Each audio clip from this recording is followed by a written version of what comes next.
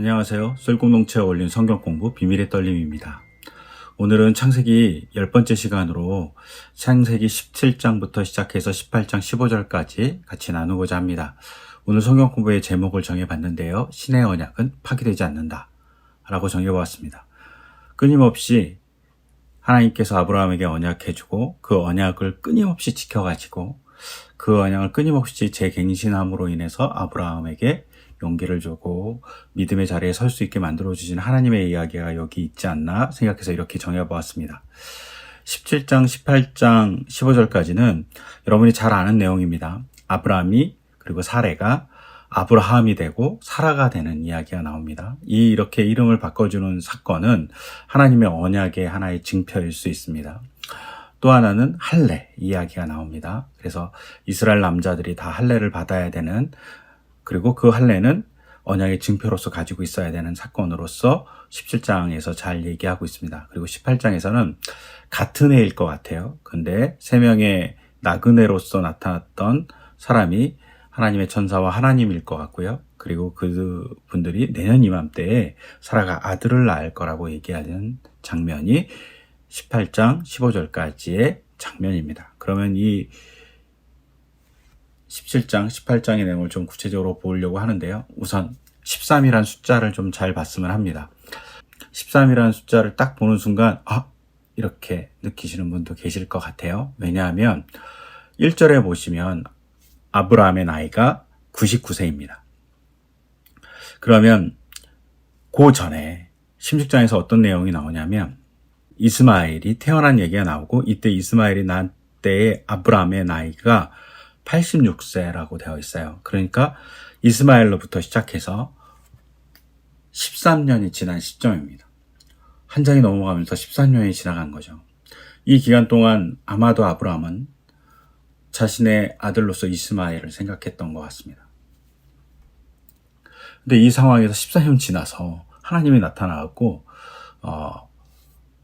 아브람과 사레 사이에 아들을 주시겠다고 15절부터 시작해서 17절까지 얘기하십니다. 이 얘기를 듣자마자 아브람이 웃습니다. 엎드렸다는 건 어떤 존경의 표시일 수 있는데, 엎드려서 웃으면서 혼잣말을 했다고 되어 있어요. 근데 이 혼잣말을 할 때 이 속으로 했다는 말인데, 이 속을 히브리어로 레브라고 되어 있습니다. 레브라는 이 히브리어는 그냥 마음, 보통 번역할 때는 마음이라고 많이 번역하는데요. 이 마음은 지금으로 생각하면 뇌 같은 겁니다. 그래서 경험, 지식 같은 것을 의미하고요. 즉 아브라함이 지금까지 99세까지 살아온 경험으로는 이런 일은 있을 수 없다고 얘기하는 거죠. 그래서 웃음을 웃습니다. 이것과 또 비슷한 사건이 18장에도 나와요. 18장에 보면 3명의 나그네가 찾아와서 내년 이맘때에 사라가 아들을 낳을 거다 얘기해 주니까 밖에서 듣고 웃습니다. 그래서 여기서도 웃긴 웃는데 속으로 웃었다고 되어 있어요. 근데 이때 이 사라의 속으로 웃었다라는 얘기는 히브리어로는 케레브입니다. 이 케레브라는 단어는 그냥 중심, 안이란 뜻이에요. 그런데 이게 어떤 안이냐면 어떤 면에서 육체적 감각으로서의 안이에요. 그러니까 감각적인 면에서 안이라고 보면 이 당시 사례는 월경이 그쳤다라고 되어 있습니다. 즉 사례는 자신의 육체가 아이를 가질 수 없는 것을 알고 있고 그런 감각을 갖고 있는 여인인 거죠. 그런 감각적인 삶에서 잘 아는 거죠. 그런데 그 자기가 아이를 가질 수 없는 상황인 월경, 불가능의 상황에 닥쳤으니까 그 상황으로 웃는 거죠. 그래서 케레브라고 썼습니다. 즉 아브라함은 경험과 지식, 사고적인 면에서 웃었다면 사라는 감각적인 면에서 웃었다고 볼 수 있죠. 그러자 아브라함이 하나님이 아들을 주겠다라고 얘기하는 이 약속에 대해서 웃으면서 이렇게 얘기하죠. 이스마엘이나 하나님께서 주시는 복을 받으면서 살기 바랍니다 라고 얘기합니다. 즉 아브라함은 이스마엘이 자신의 대를 이어갈 사람이라고 생각한 거죠. 그전에는 종을 양자로 드리려고 했으니까 자신의 혈육이잖아요. 그러니까 하나님의 복의 통로라고 생각합니다. 여기서 우리가 잘 생각해야 될 건 뭐냐면 하나님의 복에 대한 해석을 아브라함은 13년 동안 이스마엘로 봤을지 모릅니다. 즉 우리도 가끔은 이런 복의 해석에 오류가 발생할 수 있다. 하나님 진짜 원하는 복이 뭘까 곰곰이 바라봐야 됩니다. 이렇게 해석을 잘못하고 있는 아브람 혹은 사라에게 하나님의 반응이 있습니다. 사라가 아들을 낳고 그의 이름을 이삭이라고 얘기하라고 얘기해 줍니다. 그리고 내년 이맘때에 그 이삭과 언약을 세우겠다고 얘기합니다. 아브라함하고 세우는 게 아니라 계속 언약을 말도 못하는 이삭과 세우겠다. 그 존재하고도 나는 약속을 세우는 사람이다 이렇게 얘기하시는 거죠. 근데 이 이삭이 웃음이라는 뜻이에요. 그래서 비웃었던 것을 정말 진정한 기쁨으로 바꿔줬다 이런 뜻도 될 수 있지만 이삭을 이삭엘이라는 이름의 풀네임의 축약형으로 본다면 하나님이 웃으신다, 하나님이 호의를 베푸신다 이런 뜻도 가능합니다. 즉 하나님이 호의를 베풀고 있다는 사실을 이삭이라는 이름을 통해서 얘기해주고 있는 거죠. 그뿐만 아니라 하나님은 이스마엘에 대해서도 축복해 주죠. 12명의 지도자를 얻는 사람이 되고 큰 나라를 이룰 거라고 얘기해 줍니다. 더불어서 하나님은 아브라함의 자손들에게는 민족의 조상이 되고 왕도 나올 수 있게 될 거라고 얘기해 줍니다. 이게 하나님의 약속이고 언약이죠. 근데 여기서 중요한 것 또 하나는 아브라함의 그 현 상황은 가나안 땅도 갖지 못했고 이스마엘만 자손으로 있었던 상태라는 거죠. 사라의 아들은 없었던 상태인 겁니다. 그런 상태에서 미래를 보여주는 겁니다. 언약이 주어지는 거죠. 그리고 언약을 세우겠다라고 얘기해요. 여기서 중요한 건 언약을 맺다 할 때 우리가 보통 카라트라는 단어를 씁니다. 이게 가르다는 건데 전에도 말한 대로 동물을 갈라서 언약을 체결합니다. 그래서 동물을 쪼개듯이 내가 언약을 지키지 않으면 쪼개질 거라는 얘기를 하기 때문에 카라트라는 단어를 쓰거든요. 근데 여기서는 카라트라는 단어가 계속 쓰이지 않아요. 17장하고 18장에서는 하나는 언약을 준다는 나탄이 쓰이고 하나는 언약을 세운다는 쿰이라는 단어를 쓰고 있어요. 그래서 언약을 세워간다는 거예요. 계속 세우시는 분이 하나님이다 라는 얘기를 하고 여기서 언약을 세운다고 얘기합니다. 근데 이 언약을 세우는 하나님의 정체를 하나님의 자기 스스로의 정체성을 뭐라고 얘기하냐면 나는 엘 샤다이라고 얘기합니다. 전능하신 하나님이라고 얘기합니다. 근데 이 엘 샤다이에서 샤는 어떤 사람, 어떤 분 이런 뜻이고 다이가 충분한 능력을 가진 이런 뜻이에요. 그래서 엘 샤다이는 하나님이 충분한 능력이 있는 분이라고 볼 수 있습니다.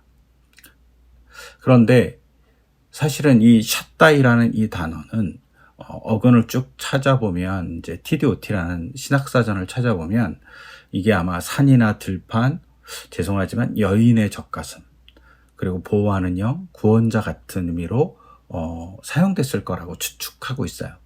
근데 산이나 들판, 그리고 어머니의 젖가슴 같은 경우는 다 무엇인가 먹여주는 겁니다. 보호하는 영도 마찬가지고 구원하는 것도 마찬가지지만 먹여주고 살게 해주는 거죠.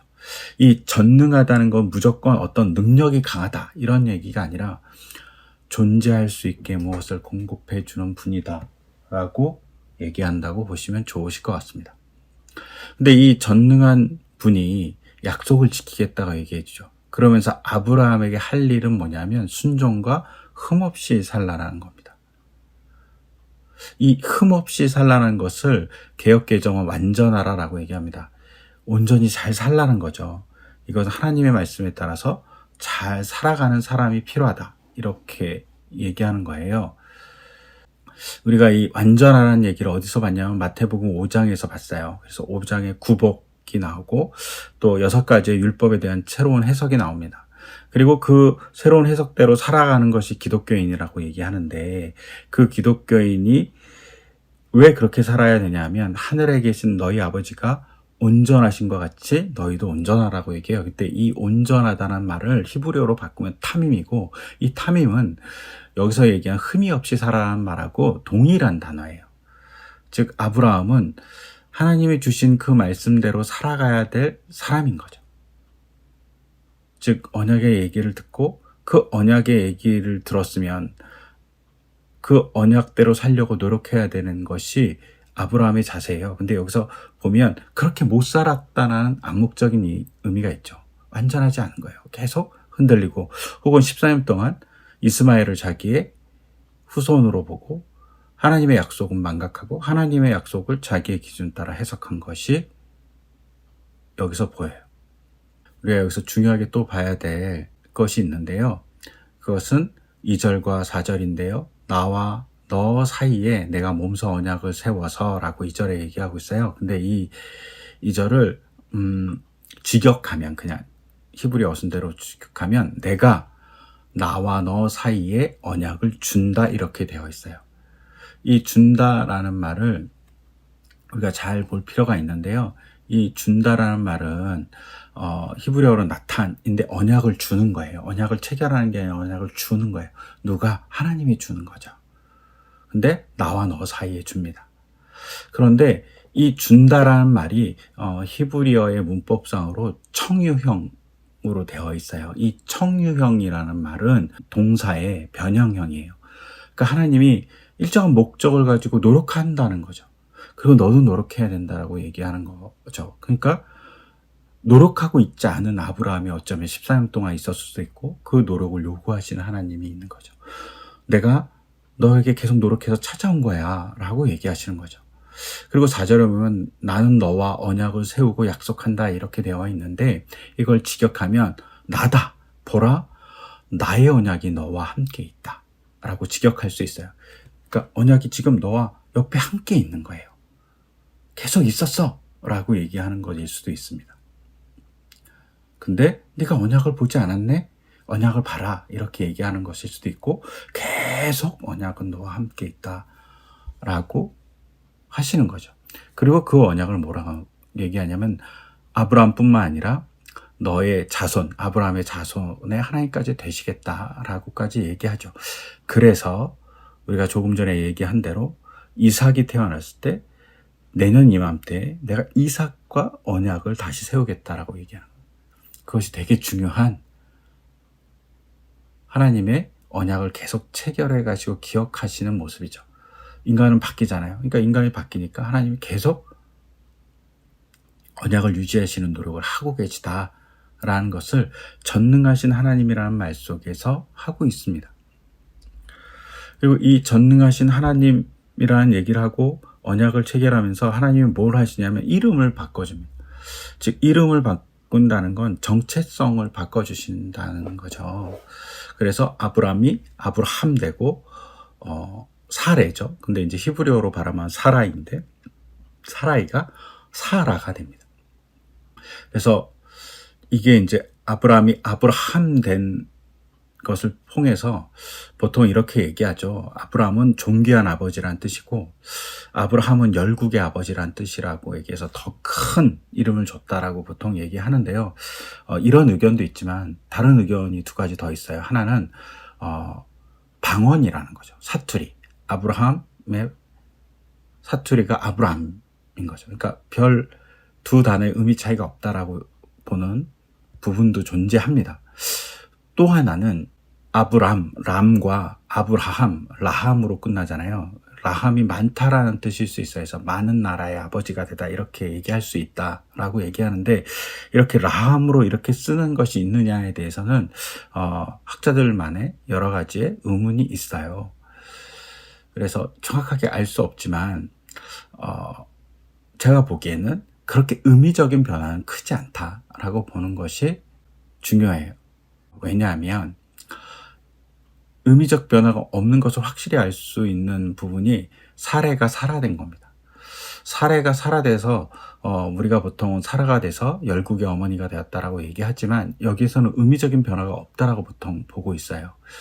그렇다면 어떤 변화가 있냐 볼 필요가 있는데 이걸 히브리어로 보면 제가 이렇게 노란색으로 표기한 게 이제 히브리어로 해라는 알파벳이에요. 근데 공이 아브람도 마찬가지고 사라도 마찬가지고 이 해가 첨가됐습니다. 다른 건 첨가되지 않아요. 근데 이 해가 어디서 첨가되었냐 이렇게 봤을 땐 하나님의 이름을 야훼라고 하는데 야훼에 똑같이 해가 같이 있어요. 즉 뭐 이런 의미일 수도 있어요. 이게 뭐 과도한 얘기일 수 있지만 의문학적으로 보면 하나님의 이름에 철자 하나가 들어왔다라고 볼 수도 있어요. 그래서 의미적 변화가 없지만 발음상 하나님을 생각하는 사람으로서 해가 들어왔으니까 둘 다 그런 하나님의 이름을 생각하면서 살아가라 이렇게 생각할 수도 있고 아니면 이름의 변화를 통해서 끊임없이 하나님이 우리에게 찾아온 걸 생각하는 거죠. 이름이 좀 변했잖아요. 서로 이름을 불러주면서 하나님이 우리에게 언약해 주셨다는 것을 서로 상기시켜주는 사람으로서 서로 부부가 살아가라는 의미로 봐주시는 게 좋아요. 의미적 변화는 별로 없다라고 보면서 여기서 의미적 변화보다는 불러줌을 통해 하나님을 항상 상기하게 만들어준다라고 생각하시는 게 더 좋으실 것 같아요. 그 다음에 또 하나의 이제 언약의 증표가 할례입니다. 근데 할례는 사실은 이스라엘 사람들만 한 게 아니라 유대 사람만 한 게 아니라 고대 근동에 널리 퍼져 있었던 풍습이에요. 그래서 지금도 아프리카 지역에서는 남자뿐만 아니라 여성도 할례를 한다는 전통이 있는 것으로 알고 있어요. 그리고 대부분은 성인식의 기능을 가져요. 그런데 이 성인식의 기능을 가졌던 이것을 낳은 지 8일 만에 할례를 하라고 합니다. 되게 관습적인 일인 거죠. 이것을 하지 않은 민족들도 있어요. 그게 보통 이제 블레셋 사람들 혹은 유럽 쪽 사람들 그리고 메소포타미아 일부 사람들은 하지 않았다라고 되어 있어요. 그래서 그 사람들을 제외하고는 대부분 고대 근동 지역에서 하고 있는 건데 이 관습적 일이 언약의 표시로 기억하게 만드는 거죠. 근데 언제부터? 날 때부터 나서 평생 살아가면서 하나님을 기억하는 삶을 살아가라고 얘기하는 거죠. 이것을 뭐하고 비교할 수 있냐면 노아의 언약은 비가 와서 무지개가 보일 때만 언약을 상기시키는 도구가 돼요. 되게 불규칙적이잖아요. 근데 할례는 항상 보는 거잖아요. 나서 8일 만부터 하니까 여자도 보고 남자도 다 볼 거 아닙니까? 그럼 일반적인 것을 계약의 상징으로 함으로써 아까 전에 얘기한 하나님이 계속 있겠다. 언약은 계속 있는다 라고 얘기하시는 4절의 이야기 나의 언약이 너와 함께 있다라는 이 이야기가 할례를 통해서 계속 유지되는 거죠. 언약을 항상 주신 하나님이 계시지 라고 얘기하는 겁니다. 그리고 기독교인에서 그 언약의 상징은 어쩌면 십자가일 수도 있습니다. 십자가를 보면서 우리를 사랑해 주신 하나님, 항상 옆에 계신 하나님을 생각하잖아요. 그와 마찬가지로 유대인들은 할례를 통해서 자기 몸의 흔적을 보고 매일매일 그것을 보면서 하나님의 언약을 상기하고 하나님의 함께 하심을 항상 생각하라고 몸의 흔적을 갖는 거죠. 그런 면에서 이제 기독교인들이 뭐 종교적인 어떤 액세서리를 하고 있는 것들은 참 좋아 보여요. 항상 기억하려고 노력하는 것, 그런 것들은 우리에게 필요한 일이지 않을까 개인적으로는 생각합니다. 그리고 이제 8일 만에 왜 할례를 했냐는 것에 대해서 여러 의견이 있지만 유대인들은 8일이 이제 창조가 7일이잖아요. 쉬는 것까지 생각하면 그 다음 날이 8일이잖아요. 즉 창조가 끝나고 완성된 다음에 살아가는 날부터 생각해서 할례를 8일째 하는 거죠. 우리가 하나님의 창조 세계가 주어진 그 다음 날부터 하나님의 세상에서 살아가는 자로서 언제나 기억해야 된다라고 생각해서 8일째 할례를 했다. 뭐 이렇게 얘기하시는 분들도 있어요. 근데 이제 이렇게 할례를 하는 여러 가지 이유들이 있어요. 이게 뭐 건강도 있고 청결도 있고 출산과 죽음의 유비일 수도 있고 또 다산을 향한 마음일 수도 있는데, 이게 이제 유대 사회에서 많은 해석을 했겠죠. 그러다가 필로라는 사람이 뭐라고 얘기하냐면, 욕정을 제거하고 자신의 생각을 통제하라는 상징으로 할례를 부는 거죠. 그러니까 하나님의 뜻으로 자기를 보려고 할 때 할례를 생각하는 거죠. 아브라함이 14년 동안 자기 마음대로 규정한 상속자가 있었던 거죠. 근데 하나님의 생각은 다른 거라는 거죠.